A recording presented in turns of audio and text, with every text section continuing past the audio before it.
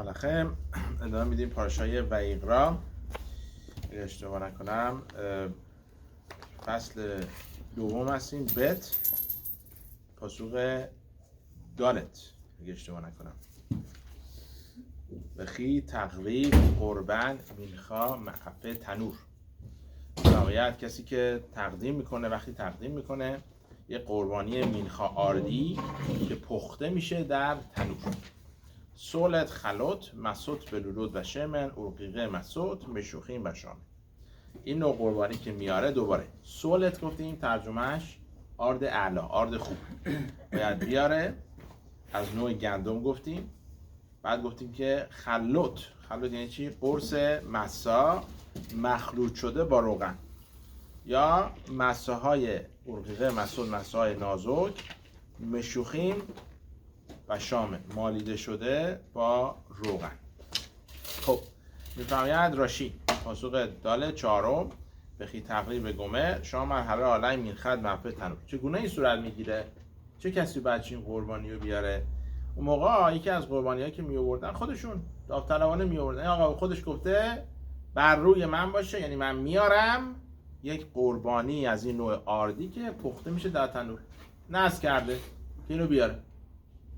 حالا ولیمه تکاتو شیابی او خلوت او هخلوت بلولوت ورقین مشوخین. میگه از این پاسخ ما یاد میگیریم که چنین کسی که اومده چنین حرفی زده چند تا چویس داره، میتونه انتخاب بکنه چگونه قربانی آردی بیاره.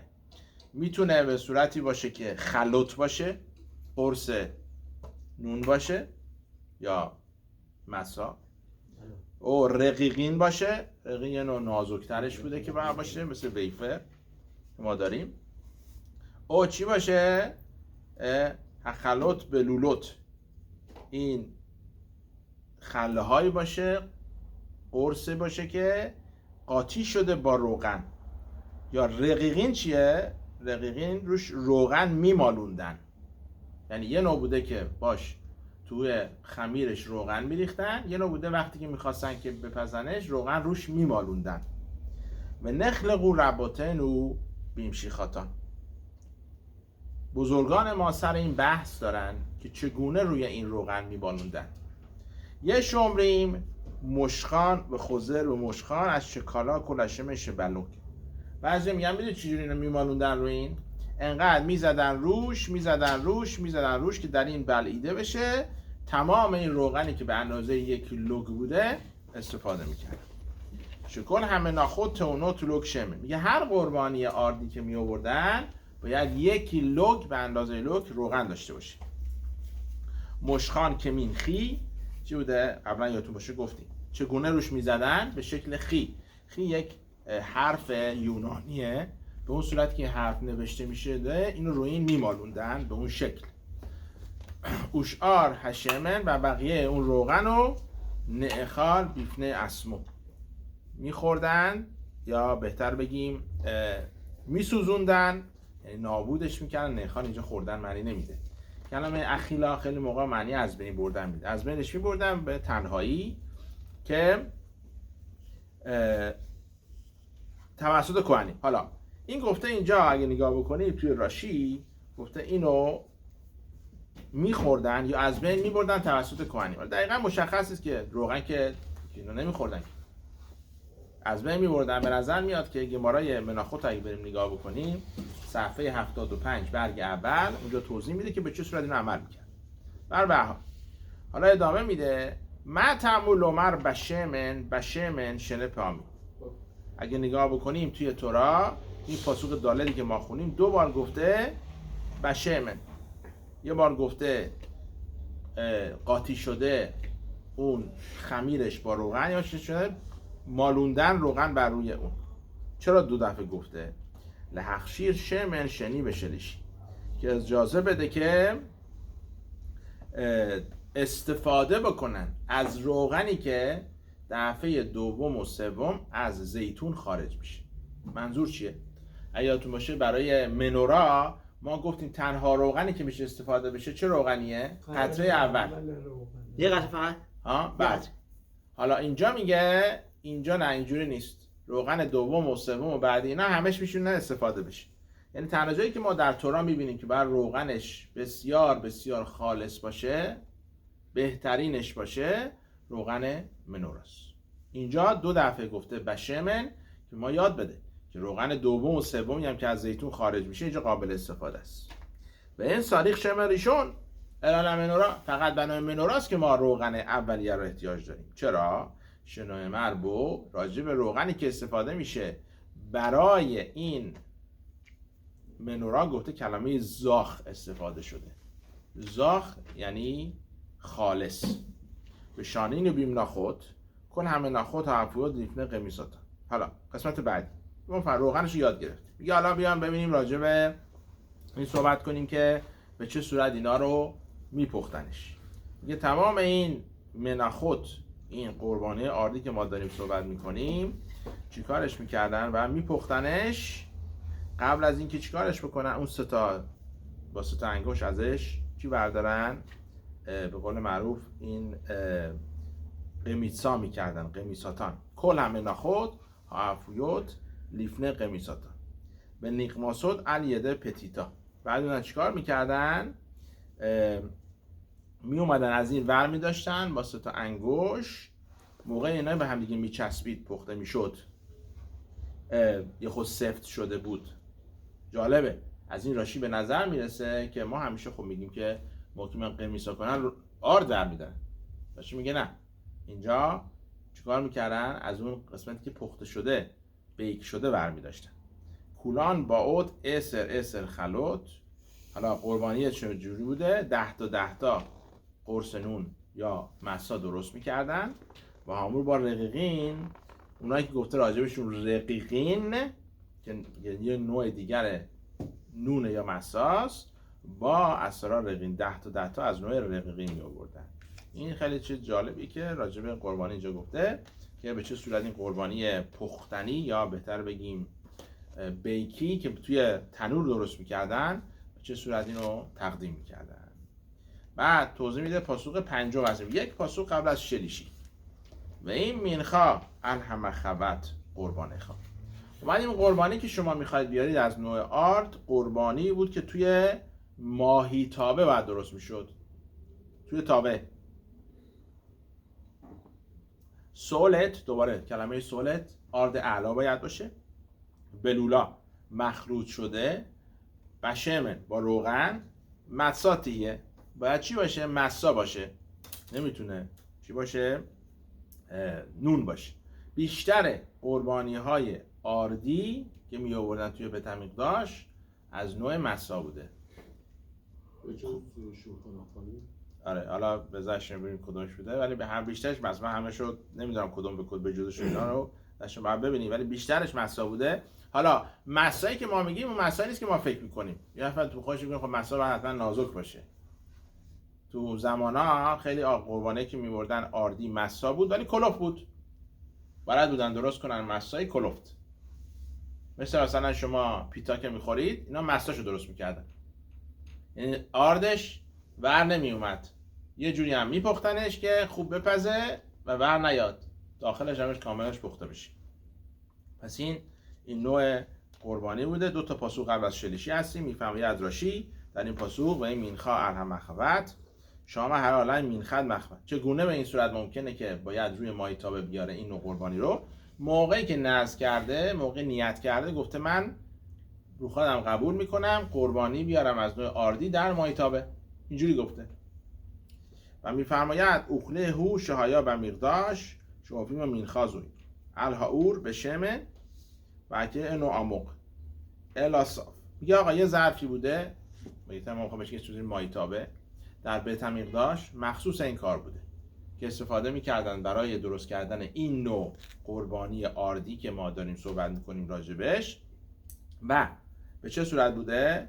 روغن داشته ولی فکر نکنی که گود بوده، نه خیلی صاف بوده. ماهی تابه که داشتن گود نبوده، صاف بوده این نوع ماهی تابه که داشتن. و اون معسه همین خاشه به تو خوب قاشین. و این نوع قربانی که قربانی آردی که میوردن در این ظرف به صورت چی میشده؟ کریسپی میشده، خشک میشده تو این نوع ماهی تابه. شمیتوخ شهید صافا به خاطر اینکه گود نبوده این نوع مایتابه هاور صرف تشمه. چه اتفاقی میافتاده؟ روغن خود زیاد نمیتونستن بریزن، میریخت بیرون. یه ذره روغن هم که میریختن زودی میسوخت، میرفت. پس موقعی که شما یه چیزی رو این درست میکردید نرم در نمیومد، چیز خشک میشد، چیپس میشد. بله یه جوره همین جورا.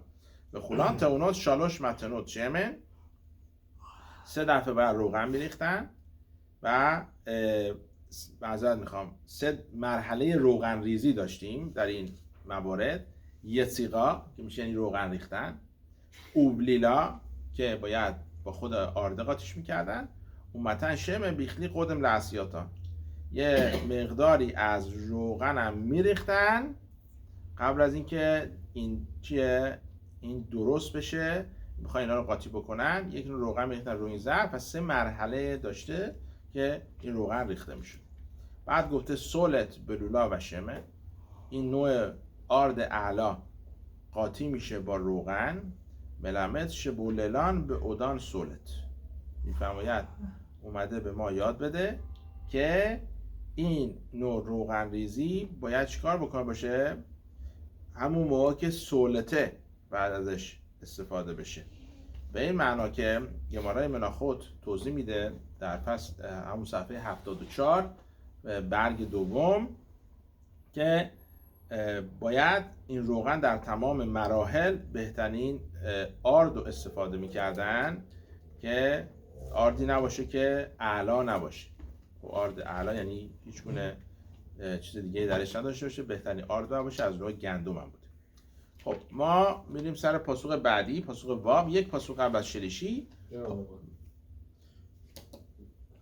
اینا که درست میکردن باید ادگار میشده رای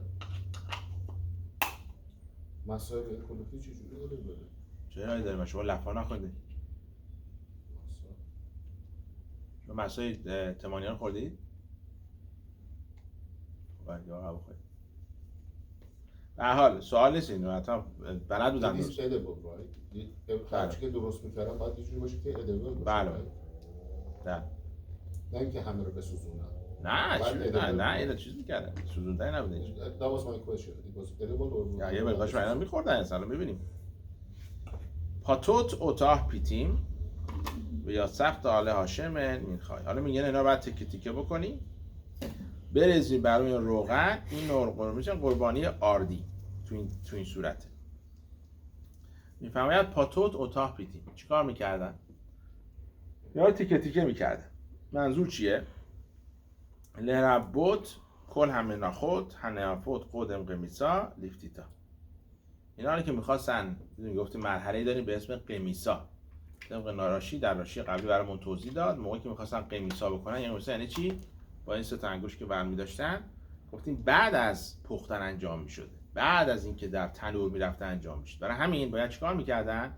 میومدن این نونی که درست کردن یا مسایی که درست کردن رو تیکه تیکش میکردن که بتونه آدم اینو بلند کنه و مراسم رو انجام بده. یا سخت حالا شمن میخوای بر روی اون روغن بریزه. این نوع قربانی لربوت کنم منا خود لیسیقام یا خود امیخا محفل تنور کن همولومر آلها وسیعت خلود بروی وسیعت حقیقین تمولومر هی. یه خوب راشی توضیح میده چطوریه. من ممکن بود فکر کنم فقط یک نوع قربانی آردیه که من باید روش روغن بریزم. میگه نخیر، ثابت میکنه راشی به خاطر 2 تا کلمه اضافی که داریم گفته آلها و بعد گفته هی که هر نوع قربانی آردی که میآوردن بعد از اینکه تیکه تیکش میکردن روش روغن هم میریختن. یک مرحله که گفتیم نوع روغن ریزی به یا سختا گفته توی پاسخ. سختا کیه؟ بعد از اینکه این پخته شد تیکه تیکه شد اون موقع من روش چیکار میکنن؟ تازه روغن هم میریختن. خب ما سر شلیشی هستیم، علیای شلیشی به این مینخد مرخه شد. همه اینا داره صحبت میکنه تا ربیعی به ازنت هشم که شاید فردا برسیم بهش راجع به قربانی های آردی صحبت میکنه. به این مینخد مرخه شد قربانه. حالا یه نوع دیگه قربانی آردی داریم که توی مرخشت بوده. مرخشت چیه؟ خیلی ساده بخوایم توضیح بدیم، ماهیتابه گود.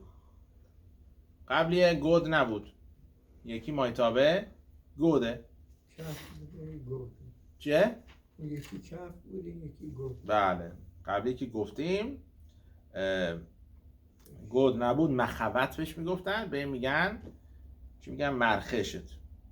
سولت، دوباره گفته کلمه سولت، گفتیم سولت یعنی چی؟ آرد اعلا باید باشه و شمن با روغن تآسه تهیه بشه.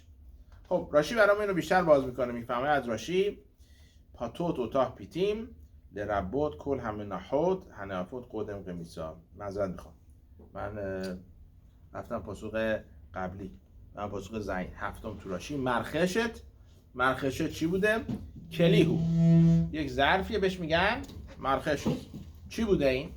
شهایا بمیقداش، در بیت میقداش چنین ظرفی داشتن. و آموق چی بوده این؟ گود بوده.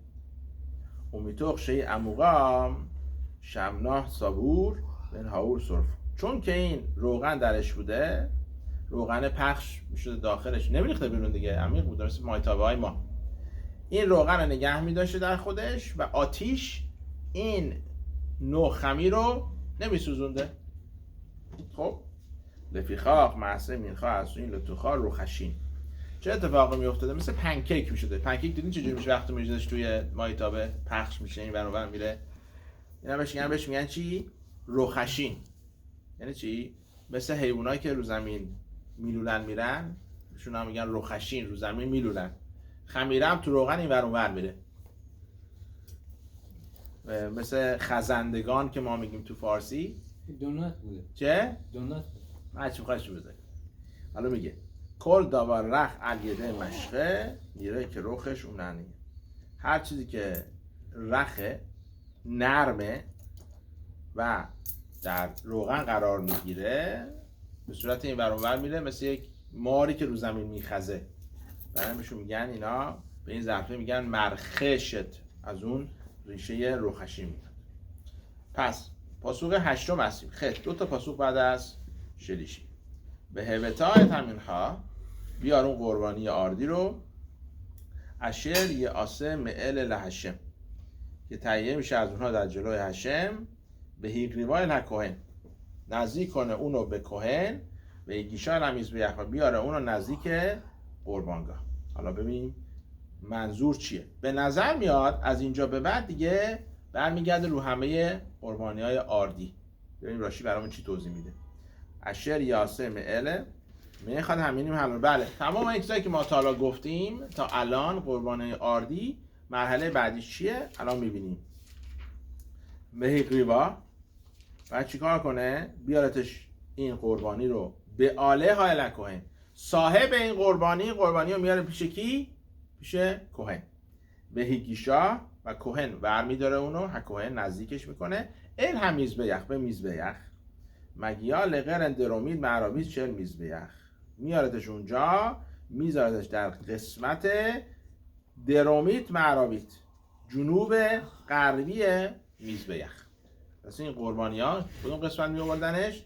طرف جنوب غربی میزبیخ.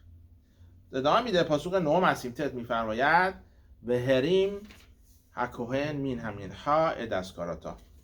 بلند کنه اون کوهن اون قربانی آردی رو، قسمتی به عنوان یاد بود. به هیختیر همیز بخوا دود کنه اونو بر روی قربانگاه. ایشه قربانی سوختنیه ریخ نیخوخ لحشم که مورد رضایت باشه برای هشم. پس اینو قربانی که ما داریم میگیم باید همه این قربانی آردیا گفتیم این حلاخا این صورت عمل انجام میگیره که اینو میارن چیکار میکنن؟ دودش کنن بر روی قربانگاه قربانی سوختنی که مورد رضایت هشم قرار میگیره. خب سوال میپرسه راشی میگه گفته اد از کاراتا به عنوان یاد بود. منظور چیه یاد بود؟ همین که ما میگیم قسمتی از این باید چی بشه؟ سوزونده بشه. نه همش. کدوم اون؟ هی حقومت، اون که برمیدارن، قسمتی که برمیدارن ازش با سه تا انگشت قمیصا میکنن، این بهش میگن از کاراتا. به عنوان یاد بود از این قربانی سوخته میشه بر روی میزبیخ. ادامه میده راشی. میریم پاسوق بعدی یود الف. پاسوق یود الف میفرماید کل منها اشر تقریب لدنای لو تاس خامس. این که من بهتون گفتم که الان صحبتشو میکنیم. گفته تمام این قربانی‌های مینخایی که ما تو پاراشای هفته گفتیم آردی که تقدیم میکنی به هشم نباید از خامس باشه. که خور سئور و خور دوش که ما هر روز میخونیمش که هر گونه سئور میشه خمیر مایع، هر چی میخواستشو بذارید. به خور دوش و هر گونه دوش میشه چی؟ عسل. لو تقدیر رو میمن و بیشه لحشم، تقدیر نمیشه نسوزی اونا قربانی سوختنی برای هشم. ما 2 تا چیز داریم، حالا بعد راجبش صحبت کنیم. خامس داریم و سئور داریم. اگه خود توجه کرده باشی توی تورا و توی قدشلی اگه اشتباه نکنم و جای دیگه تورا ما میگیم وقتی هم که میخوایم خامس رو نابود کنیم 2 تا لاشون 2 تا لفظ استفاده میکنیم. یکی لفظ خامسه، یکی لفظ سئوره. چون که توی زبون عبری مثل زبون فارسی چیز نیست. زبون عبری هر کدوم اینا برمیگرده روی یک نوع خامس. فرق خامس با سئور چیه؟ خمیر توش هر چی بخوای بگی به سئور. فرقش اینه که خامس هر چی که خامس شده، بیسکویت شده، پیتزا شده، از میگن خامس، نون شده. خمیر ترش چیه؟ اون خمیری که ازش میگرفتن اگه یادتون باشه تو ایران یستی که استفاده میکردن، خمیر ترش که استفاده میکردن چجوری بود؟ مثل اینجا نبود برید شما مغازه چی بخرید؟ یست بخرید، خمیر ترش بخرید از نوع شیمیایی. تو ایران چیکار میکردن؟ تو نونوایی اگه دیده باشید میذاشتن خمیره بمونه، ترش بشه، ور بیاد، بعد میذاشتنش کنار، هر روز یه تیکه‌شو ور میداشتن مینداختن تو خمیری که نونی که درست میکردن. این باعث شد که فعل انفعالات صورت بگیره، ور بیاد اون باد کنه اون نونی که میخواید درست کنه، آردی که میخواید درست کنه. پس ما تو زبون عبری یکی خامس داریم که سئور میشه خمیر ترش که قابل خوردن نیست، ترشه. یکی دیگه خامس داریم که نونه. حالا اینجا توی تورا گفته برای رومیز بیخ کی خورد سئور، اولش گفته خامس بعد گفته سئور. سوال خیلی خوبه که به پاراشیم نگاه کنیم که گفته اینجا گفتهش اولش گفته خامس بعد گفته سئور. ببین راشی برامون توضیح میده یا نه. در این پاسخ که خوندیم راشی میفرماید آخر اصلا نمیگه راشی هیچ رایه سوال میکنه به خود دوش. چرا گفته نمیشه عسل استفاده کنن؟ منظور چیه؟ عسل فقط عسله یا هر چیز دیگه ای؟ راشی میفرماید کل متیقت پری قرویا دوش، هر گونه شیرینی، چیزی که شیرینه، نه که شیرینی که ما میخوریم، چیزی که شیرینی که شیرینه از میوه میاد بهش میگن دوش. یعنی طبق نظریه راشی که ما داریم میخوریم اینجا، نه فقط شما نمیتونید از عسل استفاده کنید، هر گونه شیرینی که میاد از میوه‌جات برای میزبان قابل استفاده نیست. حالا بریم پاسخ بعدی شاید بیشتر بهمون کمک بکنه. پاسخ 12 یود به دستیم میفرماید قربان رشید تقریب و اتام لدونای و میزبیخ لو یعلو ریخ میخواه. میفرماید قربانی رشید چی؟ یعنی اولیه. رشید دگانه خواه داریم توی تورا، اون اولیه تقدیم کنید برای هشم. حالا ببینیم یعنی چی، منظورش چیه. و ال میزبیخ لو یعلو، ولی اینا نیاد روی میزبیخ. پس اولش گفته اولش تقدیم کنید به هشم، بعد گفته نیاد روی میزبیخ ریخ میخواه برای رضایت خداوند. منظور چیه؟ این رشید چیه که اینجا گفته؟ راشی میفرماید قربان رشید تقریب اوتام ما اشتخال لحاوی و من حسور و من حدوش. بابا رشید منظور چیه؟ گفته قربان اولیه. ما گفتیم تو پاسخ قبلی خامس نیار، نمیدونم خمیر نیار، چیزی که گفتیم خمیر ترش هر چی که هست. حالا میگه اینجا از اونا بیار برای چی؟ قربان رشید. راشید سوال میپرسه ما اشتخال لحاوی من حسور و من حدوش، کجای تو را ما میبینیم؟ کجاست که میاد بعد یک شخص تقدیم بکنه از این خمیر ترش و از این عسل یا هر گونه شیرینیجاتی برای هشم؟ میگه برای توضیح میدم. قربان رشید میدونی جو چی برمیگرده؟ تو را گفته قربانی اولیه شته حلقم شل اسرت، 2 تا نون اسرت که یه شابوت چی میارن؟ 2 تا نون میارن برای قربانی. اون نون از چی می آوردن؟ حبای من السور، خامس بوده اون نونه. پس نونی که می آوردن در شابوت غیر از اینا که ما میگفتیم همه اینا مساس، نونی که می آوردن توی شابوت چی بوده؟ از نوع سئور بوده، یعنی خامس بوده. از کجا میدونیم؟ یعنی نگاه بکنیم فصل 23 پاسوق 17 تو کتاب ویقرا، در اونجا فرموده خامس آفنا باید چی باشه؟ از نوع خامس باشه، نونی که دوتا نونی که میارن برای شابوت.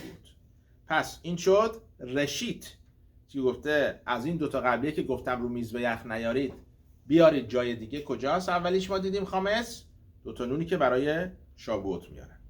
بعد از کجا میدونیم که دوش میارن؟ دوش گفتیم فقط معنی عسل نیست، میتونه از میوه‌جات باشه، شیرینی که میوه‌جات میاد، اون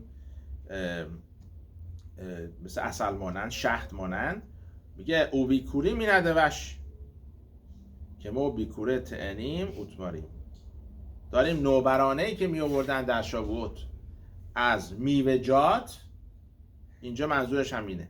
در موقع معمولی شما میوه نمیتونی بیاری رو میز به یخ، آوردن چیز نیست، ولی جای دیگه میاریم. کجاست؟ بیکوریم. بیکوریم از چی میارن نوبرانه؟ از میوه های کشور اسرائیل، تعنیم، اوتماریم، انجیر، خرما، انگور، اینا چی میآوردن ازش؟ قربانی. پس اینی که پاسوق الان گفته ما خوندیم که گفته الان پاسوق 12 قربان رشید، اون اولیه تقریب و تام، پس بعد میگرده روی اول گفتیم راجع به 2 تا قربانی آردی نونی خامس شابوت و بیکوریم نوبرانه‌ای که می آوردن از میوه هاشون یک بار در سال، این روی اون برمیگرد. ولی بر روی میز به یخ هیچ گونه خامسی نباید آورده بشه یا هیچ گونه شیرینی از این نوع میوه نباید در اونجا استفاده بشه. حالا پاسخ بعدی که دوستان سوال داشتن، پاسخ 13 یود گیمل صحبت میکنه به خل قربان مین خاطر خواب به ملخ تیملاخ. همه قربانیایی که شما میارید، یاد باشه دیروز گفتیم که آردیه باید با نمک باشه، بهش نمک بزنید. ولو تشبید ملخ برید الوه خواه معل مین خاطر، نباید جدا بکنی، کم بذاری از نمک پیمانی که خدا بسته بر روی قربانی های آردی تو. بعد میفهمه در انتهای پاسوق الکل قربان خواه، در تمام قربانی هایی که میاری تقریب ملخ باید چی باشه؟ حتما درش نمک داشته باشه. میفهمه ادراشی ملخ برید گفته این نمک که از نوع عهد و پیمانه، بریته شهر برید که روتا لملخ میشه شدیمه برشید شعوت خواه همه متختونیم لیغاره و میزبه یخ به نیسوخ همه این بخواهیم. بعد بریم میداش رو زشم بخونیم. یه میداش خیلی جالبی داره. در ابتدایی که دنیا خداوند رو آفرید، خداوند با نمک یک قراردادی بست، اگه بتونیم چنین حرفی بزنیم. نمک خیلی بحث جالبیه اونجا که چه اتفاقی افتاد. خداوند که آفرید دنیا رو قول داد به نمک، به آب‌هایی که روی زمین بودن که وقتی که روی میزبیخ قربانی میارن باید چی بیارن؟ نمک بیارن. لیغاره به میزبیخ به ملخ با نمک باشه و نیسوخ همه این به خاک و همچنین از آبش باید استفاده بشه برای توی موعد سوکوت که نیسوخ همه این میکردن روی میزبیخ از آب استفاده میکنید. جالبه اگه وقت کردید یه موقع راجبش بخونید، خیلی جالبه که چه اتفاقی افتاد. خداوند چجوری یه بحثی بود بین آبهای روی زمین و خداوند بهش قول داد که من از استفاده میکنم در میز به یخ از نمک تو و از آب تو. همونجوری که موقعی که خورشید و ماه با هم دیگه بحث داشتن، یکیشون کوچیک شد که بزرگ شد، اینجا یه دونه بحث اونجوری صورت گرفت. در واقع بعد گفته الکل قربانه خواه و تمام قربانی تو بعد نمک بیاری، الولت به هما و اوف به امور کل حق داشتیم کلا، همه قربانی‌ها بدون استثنا. میفهمید راشی قربانی اولا از نوع 4 پا حیوان به هما یا از نوع پرنده و همه اون چیزایی که میارن تقدیم میکنن بر روی میزبخ همیشه باید چی باشه؟ اونجا نمک داشته باشه که بتونه چیکار بکنه؟ اینو قربانی آورده بشه. میریم پاسوق بعدی، پاسوق 14 هستیم. یود دالت و این تقدیم من خد بیکوریم لعشم. اگر موقعی که هنگامی که تقدیم میکنید شما قربانی بیکوریم برای هشم، حالا تو تورا نگفته چه نوع بیکوریمو، بیکوریم میشه نوبرانه، از چه نوع؟ حالا بقیه پاسخ بخونیم میفهمیم. گفته آویو قالوی باش، خوشهای رسیده شده باید باشه، نوع رسیده یعنی رایپن باید باشه، درست به موقع.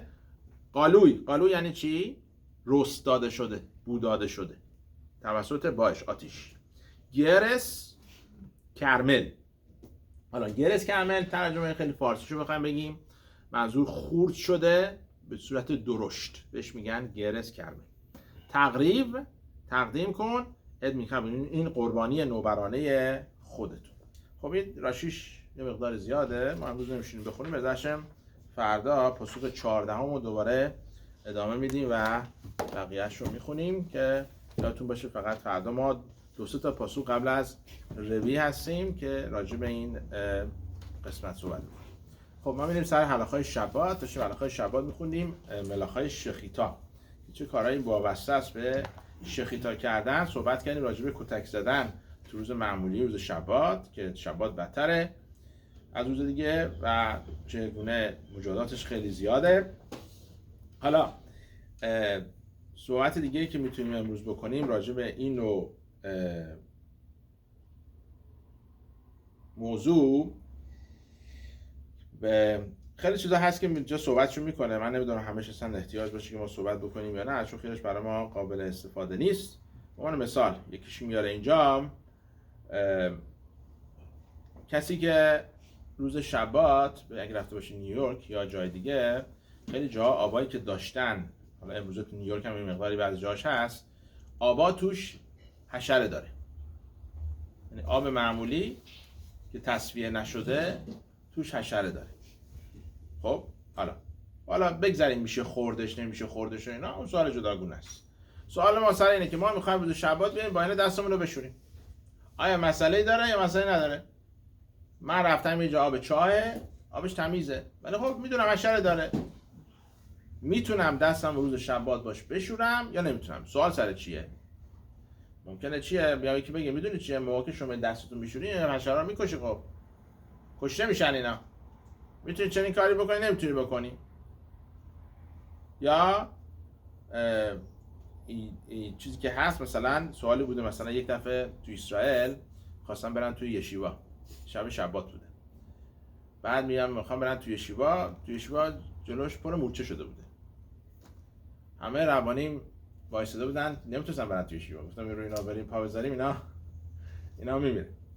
بعد تا میسم آرابدی‌ها که میاد، آرابدی میگه این حرفا چیه، تو ببین من برای تو هتر پیدا میکنم، برای شما آرابدی‌ها چیز هتر پیدا میکنه، میگه همتون برید توی یشیوا، مسئله‌ای نداره. اینجا هم همینه، اینجا آرابدی‌ها میفرمایند که یا کف خیم هم صحبت میکنه راجبش، هیچ مسئله‌ای نداره، آدم میتونه دستشو بشوره و چیه هیچ مسئله‌ای نداره و اینا هم با این وجود ممکنه کشته بشن، یا اون مشکل شما نیست، این حساب نمیشه. ما قبلا گفتیم آدم نمیتونه بیاد یک حیوانی رو در شبات بکشه، یه سوسکی، یه چیزی، مگسی، چیزی اینا بخواد بکشه در شبات این مجاز نیست، ولی در اینجا میتونه آدم انجام بده و هیچ مسئله‌ای نداره، مشکلی نیست. ولی دوباره برای ما معمولا زیاد اتفاق نمیفته، بارو خشم و کسی جای گیر کرد و اینا که آب نبود و فقط اینو آب بود، میتونه چیکار بکنه؟ میتونه دستش اونجا بشوره.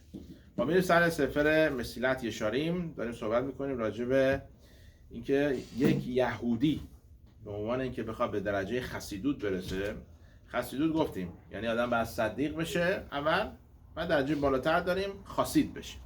برای اینکه به درجه خسیدوت برسه باید وظیفه داره این شخص، یعنی هیچ کسی به خسیدوت نمیرسه تا اینکه چی باشه؟ بیاد و برای اسرائیل‌ها خوشگویی بکنه. یعنی خداوند دوست داره ما چی باشیم؟ همیشه خوبی اسرائیل‌ها رو بگیم.